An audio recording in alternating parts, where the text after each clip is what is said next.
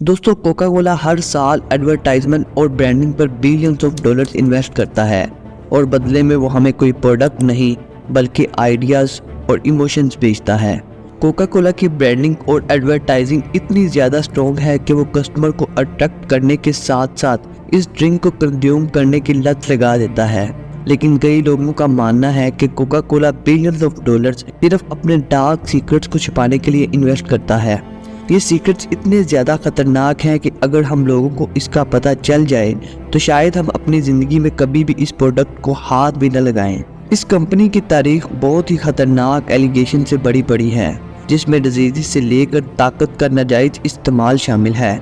इन इल्ज़ामात को समझने और कोका कोला की असल हकीकत को जानने के लिए हमें इसको शुरू से देखना पड़ेगा, क्योंकि इतना बड़ा अंपायर सिर्फ शुगर वाटर बेचकर नहीं खड़ा किया जा सकता। आइए जानते हैं कोका कोला के पीछे का असल सच दिवालीवाद की इस वीडियो में। 1880 में एक ट्रेंड चला जिसकी वजह से लोगों ने डॉक्टर्स पर एतबार करना काफ़ी हद तक ख़त्म कर दिया और घरेलू टोटकों का इस्तेमाल काफ़ी हद तक बढ़ गया। इस दौरान कुछ चालाक बिजनेसमैन ने मौके का फ़ायदा उठाते हुए मेडिसिन और जूसेस बनाना शुरू कर दिए, जिसको सेहत के लिए फ़ायदेमंद कहकर बेचा जाने लगा। हालांकि ये जूसेस और मेडिसिन अक्सर हेल्थ के लिए ख़तरनाक होते थे। उस टाइम की एक फेमस मेडिसिन विन मरियाना थी, जिसमें शराब और कोकेन को मिक्स किया जाता था और इश्तहारों के मुताबिक इसके 3 गिलास रोज़ाना पीने से मोजज़ाती इलाज हो सकता था। John Pemberton, American civil war का रिटायर्ड फौजी और मॉर्फिन के नशे का आदी, जब इसको विन मरियाना पिलाई गई तो वो इसका दीवाना बन गया। उसे ये लगने लगा कि ये मेडिसिन उसके नशे की आदत को दूर करती है। जॉन, जो कि पेशे के लिहाज से एक केमिस्ट भी था, उसने फैसला किया कि वो खुद इस मेडिसिन का एक नया वर्जन बनाएगा, जिसके नतीजे में 1884 में फ्रेंच वाइन कोक नाम की एक कंपनी को शुरू किया। जॉन की किस्मत खराब थी, क्योंकि जॉन की इस कंपनी के बनने के 1 साल बाद ही गवर्नमेंट ने डिफरेंट स्टेट्स में अल्कोहल बैन कर दी, जिसकी वजह से जॉन को अपनी बनाई हुई मेडिसिन वाली ड्रिंक में से अल्कोहल को निकालना पड़ा। इस कार्बोनेटेड वाटर को मिक्स करने की वजह से इस ड्रिंक का टेस्ट बहुत कड़वा हो गया था। फ्रेंच वाइन कोक से शराब निकालने के बाद जॉन के एक फ्रेंड और उसके अकाउंटेंट फ्रैंक रुबिस्को ने इसे कोका कोला के नाम का आइडिया दिया। कुछ सालों की मेहनत के बाद जॉन की कंपनी ने एक ऐसा तरीका ढूंढ लिया जो कोकेन में से नशा आवर पार्ट्स को अलग कर सकता था, ताकि बाकी बचे पार्ट्स को कोक में ऐड किया जा सके। जॉन कोक को मेडिसिन के नाम पर बेचना चाहता था। इश्तहारात में इसे सर दर्द और पेट के दर्द का टॉक्सिक दिखाया जाता था। इन सब के दौरान जॉन बहुत बीमार हो गया और इसकी मौत हो गई। अपनी मौत से कुछ टाइम पहले जॉन ने अपनी इस कंपनी को $2300 में एक नौजवान ऐसा कैंडलर को बेच दिया। कैंडलर ने फौरन कंपनी के दूसरे शेयर को भी खरीदना स्टार्ट कर दिया ताकि कंपनी की पूरी पावर हासिल कर सके। कैंडलर ने एक बड़े पैमाने पर मार्केटिंग स्ट्रेटजी बनाई, जिसमें उसने कोक के ब्रांड के बैनर्स और बिल बोर्ड से पूरे शहर को भर दिया। खूबसूरत लड़कियों को भी इसमें इस्तेमाल किया गया और ये लड़कियां कोका कोला गर्ल्स के नाम से मशहूर हो गईं। जैसे जैसे न्यू टेक्नोलॉजी आती गई, कोक उसे अपने एड्स के लिए इस्तेमाल करती रही, जैसा कि रेडियो और टीवी एड्स वगैरह। शुरुआत में कोक को सोडा फाउंटेन में बेचा जाता था, लेकिन कैंडलर के कुछ दोस्तों के कहने पर कैंडलर ने कोक को बोतल में बेचने का फैसला किया और कैंडलर का ये फैसला बहुत कामयाब साबित हुआ। कैंडलर की एडवर्टाइजिंग स्ट्रेटजी की वजह से कोक बहुत ही ज़्यादा मशहूर होने लगी।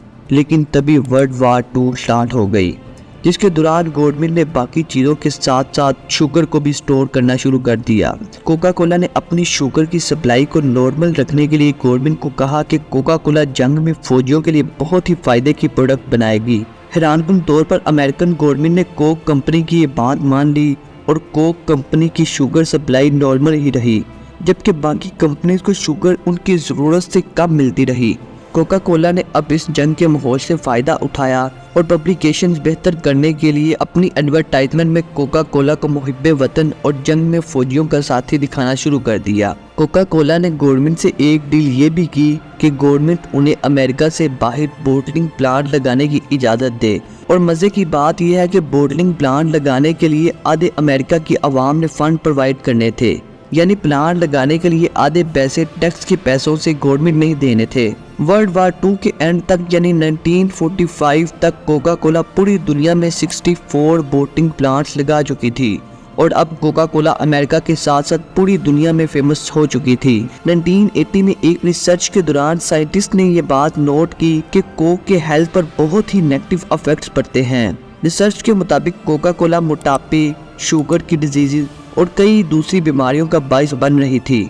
इसके बाद कोका कोला को बहुत ही तनकीद का सामना करना पड़ा क्योंकि कोक में नशा आवर चीजें शामिल थी। कोक खुलेआम बच्चों को बेची जा रही थी। यहाँ तक कि कोक ने अपनी रिसर्च टीम को कुछ पैसे देकर एक रिसर्च करवाई जिसमें यह साबित करने की कोशिश की गई कि कोक किसी तरह भी सेहत पर कोई बुरे असरात नहीं डालती। इसके अलावा कोका कोला ने करोड़ों डॉलर इसलिए लगाए ताकि शुगर टैक्स से जान छुड़ाई जा सके। कोका कोला पर यह भी इल्जामात लगे कि कोक ने पॉलिटिशियन के साथ डील की जिसमें कोक उनकी पॉलिटिकल कैंपेन में पैसे लगाए और ये पॉलिटिशियन कोका कोला को फेवर दें।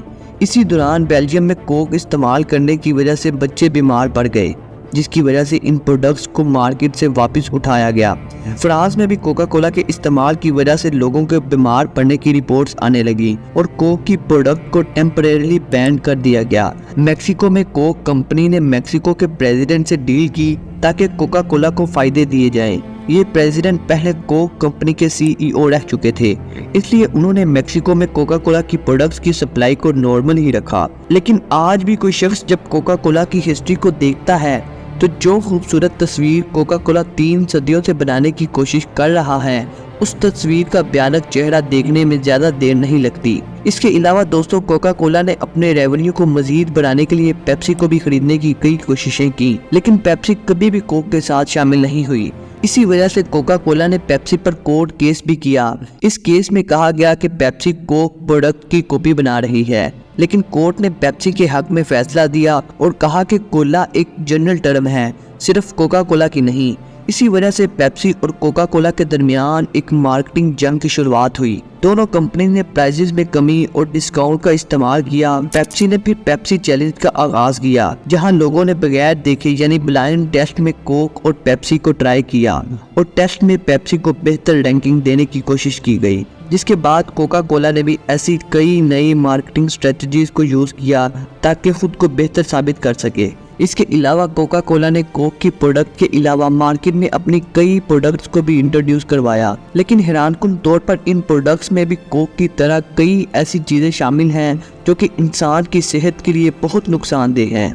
दोस्तों ये तो थी कोका कोला की असल हकीकत। आपकी कोका कोला के बारे में क्या राय है कमेंट सेक्शन में ज़रूर बताइएगा। अगर वीडियो अच्छी लगी है तो वीडियो को लाइक करें, चैनल को सब्सक्राइब कर लें। मिलते हैं नेक्स्ट वीडियो में, तब तक अपना ख्याल रखिए। अल्लाह हाफिज़।